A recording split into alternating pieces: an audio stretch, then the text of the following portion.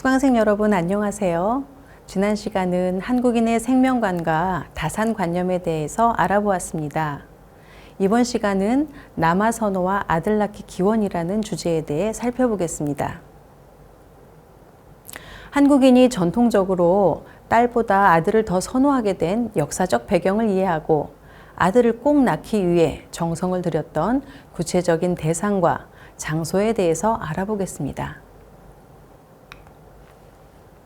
한국인들은 자녀 가운데 딸보다 아들을 왜 선호하고 또 중시하게 되었을까요? 한국인의 남아선호 행위는 중국 고대 음양사상과 관련이 있습니다.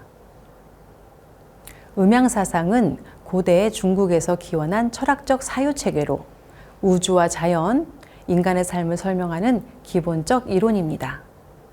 이러한 사상은 중국뿐만 아니라 한국, 일본, 베트남 등 주변의 동아시아 문화권 전체에 전파되어 각 지역의 세계관과 사상 형성에 깊은 영향을 미쳤습니다.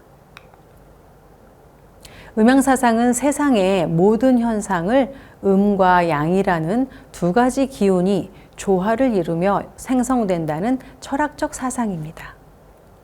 양은 남성적, 적극적, 외향적, 하늘의 기운으로 표현되며 음은 여성적, 소극적, 내향적, 땅의 기운으로 표현됩니다. 본래 음양은 서로 대립하면서도 상호 보완적인 성격을 가지고 있었기 때문에 초기 음양론에서는 남성과 여성의 역할을 우열의 관점보다는 서로 보완하며 조화를 이루어야 하는 관계로 인식했습니다. 그러나 음양사상이 유교적 질서와 결합하면서 점차 음과 양의 관계는 동등한 관계가 아니라 위계적인 관계로 고착화되었습니다. 특히 유교 사회에서는 양의 성격을 가진 남성이 하늘의 이치를 상징하며 능동적이고 우월한 존재로, 음의 성격을 가진 여성은 땅의 이치를 상징하며 수동적이고 열등한 존재로 간주하는 인식이 확대되었습니다. 음양사상이 사회적 질서로 발전하면서 양은 밖에서, 음은 안에서 역할을 해야 한다는 관념이 확립된 것입니다. 남성은 공적인 영역에서 적극적으로 사회적 활동을 수행하고 여성은 가정 내에서 내조와 자녀 양육 등 소극적이고 보조적인 역할을 담당해야 한다는 사고방식이 형성되었고, 이는 가족 내에서 남녀의 역할과 생활 공간을 엄격하게 구분짓는 남녀 유별의 원칙으로 자리 잡았습니다.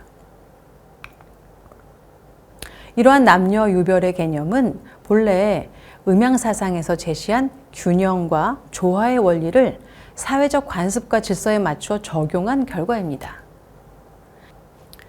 그러나 남녀 유별이 남녀 간의 차이를 강조하며 사회적 질서를 유지하려는 목적을 갖게 되면서 결과적으로 남성 중심의 위계적 사회 질서를 구축하고 여성의 사회적 참여를 제한하는 데 작용하였습니다. 남녀 유별이 사회적 제도로 강화되면서 점차 남성과 여성의 차이는 사회적 위계와 차별로 굳어져 남녀 차별을 가져왔습니다. 남성의 사회적 지위와 역할이 절대적으로 우월한 것으로 여겨지고 여성의 역할과 지위는 보조적이고 종속적인 것으로 여겨졌습니다. 특히 조선시대에는 남성만이 가문의 계승자로서 혈통과 재산을 더 많이 상속받고 여성은 혼인과 동시에 다른 가문으로 소속이 바뀌는 것으로 간주되면서 시간이 갈수록 차별이 심화되었습니다. 음양사상이 본래 가지고 있던 상호 보완적인 관계의 의미는 점점 사라지고 남성을 우월적 존재, 여성을 열등한 존재로 보는 차별적 관념으로 왜곡된 것입니다. 이러한 과정에서 여성들은 사회적 활동과 교육에서 배제되었고 가정 내에서만 역할이 제한됨으로써 남녀 간의 차별적 구조가 사회 전반에 걸쳐 공고히 자리 잡게 되었습니다. 남아선호는 남자아이를 여자아이보다 선호하는 사회적 경향을 의미합니다. 남아선호는 전통적인 유교 문화와 가부장적 가족제도의 영향으로 형성되었습니다. 한국인의 남아선호 현상은 한국 전통사회의 유교적 관념과 깊은 관련이 있습니다.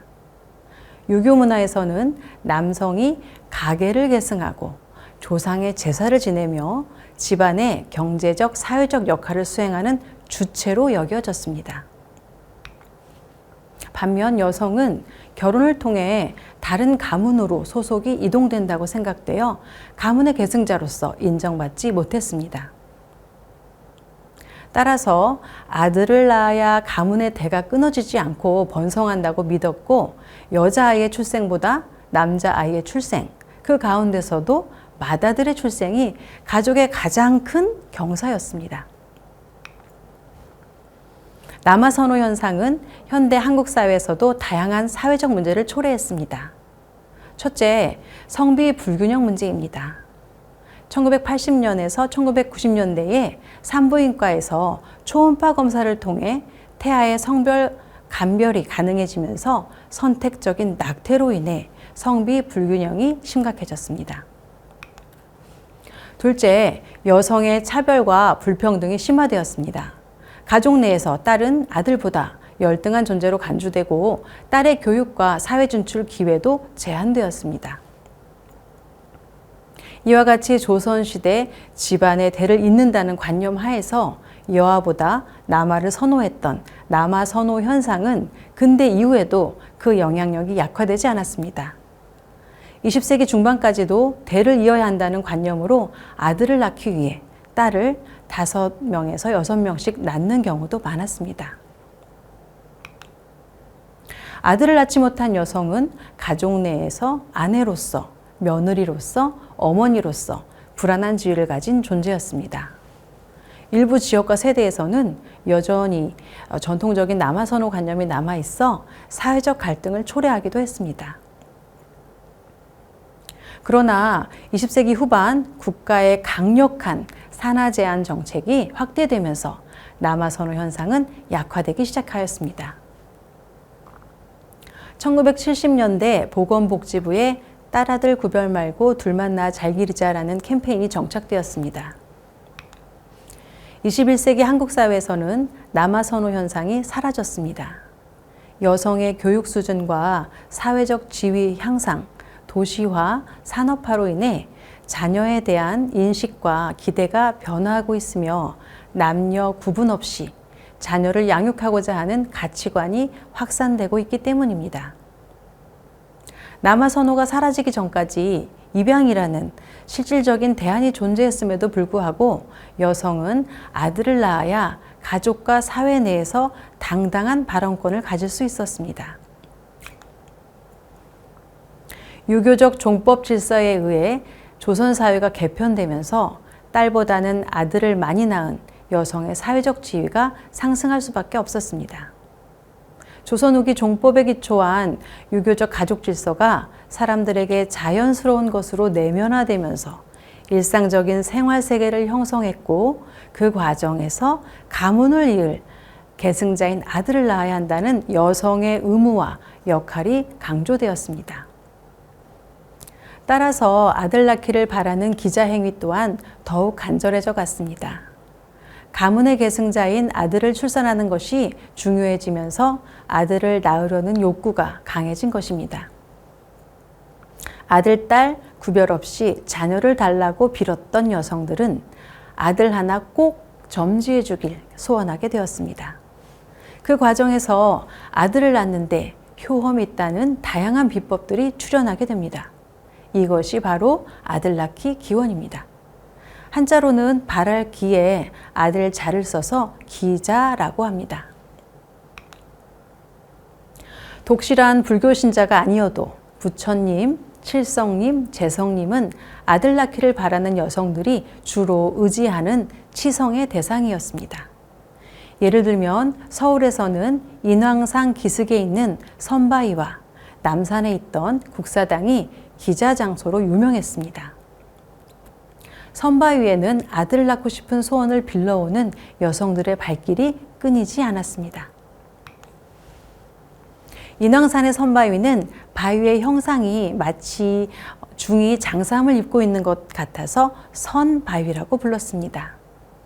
선바위 높이가 7m에서 8m, 앞뒤 폭이 3m 내외로 두 개의 큰 바위가 어깨를 나란히 하고 서 있습니다.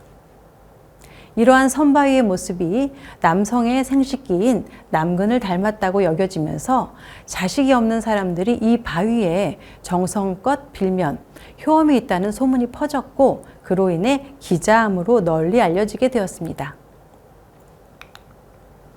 아들을 낳고자 하는 여성이 영험한 선바위에 작은 돌을 붙이면 효험이 더욱 크다고 하여 작은 돌을 문질러서 붙인 자국이 많이 남아 있습니다. 그 외에 무속인들의 굿이 끊이지 않았던 국사당도 기자 장소로 잘 알려져 있습니다. 국사당은 원래 남산 꼭대기에 있었습니다. 일제 식민지 시기 남산 기슭에 조선 신궁이 들어서면서 현재의 인왕산 기슭으로 옮기게 되었습니다. 국사당 안에는 총 28점의 무신도가 그려져 있습니다. 이 가운데는 출산과 수명을 관장하는 신인 삼불제석도 포함되어 있어 자손 번창과 장수를 기원하는 신앙적 의미를 담고 있습니다. 이번 시간은 한국의 남아선호 현상이 중국 고대 음양 사상에 기원을 두고 있다는 사실을 살펴보았습니다. 원래 음양 사상은 남녀의 역할과 기질 차이를 설명하는 원리였으나 시간이 흐르면서 남녀 차별로 변질되었고 그 결과 딸보다 아들을 더 중시하며 아들 낳기를 염원하는 문화가 형성되었습니다. 이러한 변화 과정인 남아 선호와 아들 낳기 기원에 대해 살펴봤습니다. 다음 시간은 태교에 대해 살펴보도록 하겠습니다.